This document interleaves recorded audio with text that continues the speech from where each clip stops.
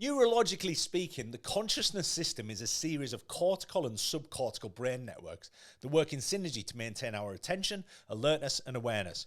We can divide our level of consciousness into 7 states, and using an electroencephalogram, or EEG as it's more commonly and understandably known, we can measure the wave patterns in the brain that are indicative of those states. These different degrees of consciousness and brainwaves all provide us with these different levels of attention, alertness, and awareness. If you picture your day split into 3 8-hour blocks, as humans are diurnal creatures, we have 2 blocks of 8 hours we need to spend awake and at a heightened level of consciousness. And the remaining 8 hours we need to spend asleep, technically unconscious. This is all regulated by 2 major anatomical structures: the brainstem, home to the reticular activating system, and the hypothalamus harboring the suprachiasmatic nucleus. These blocks we can categorize as circadian phases, and various things govern these shifts, one of the main things being light exposure. When we expose the optic nerve to adequate light, 2 things happen. We have an acute suppression of melatonin and a subsequent increase in serotonin and a shift in circadian phase. We move from an unconscious sleep phase into a conscious wake phase, with brainwave patterns shifting to adjust those levels of wakefulness and alertness. Without adequate light exposure, we don't move into the correct phase. Since the adoption of electric light, pervasive exposure to synthetic and particularly nighttime lighting has blurred these boundaries of day and night, making it exceptionally difficult for our bodies to synchronize biological processes. For this reason, when our alarm clock goes off, we merely shift levels of consciousness.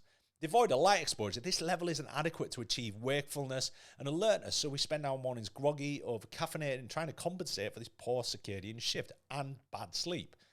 In essence, until we get this light exposure, our body is unable to initiate the wake protocol, so to speak. We spend time in a poor level of consciousness until we get that light exposure.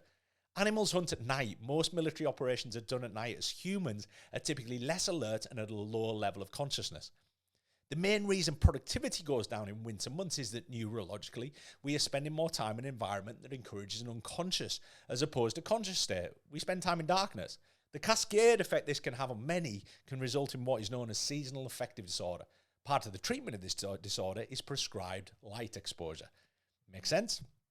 Sleep is an essential function. It helps us consolidate memories, retain information. It shows that the brain can function optimally and helps us recover from the previous day's cognitive and physical work. If you want to regulate your wake and sleep cycles, light must play a role in initiating that wake cycle, that 16-hour block.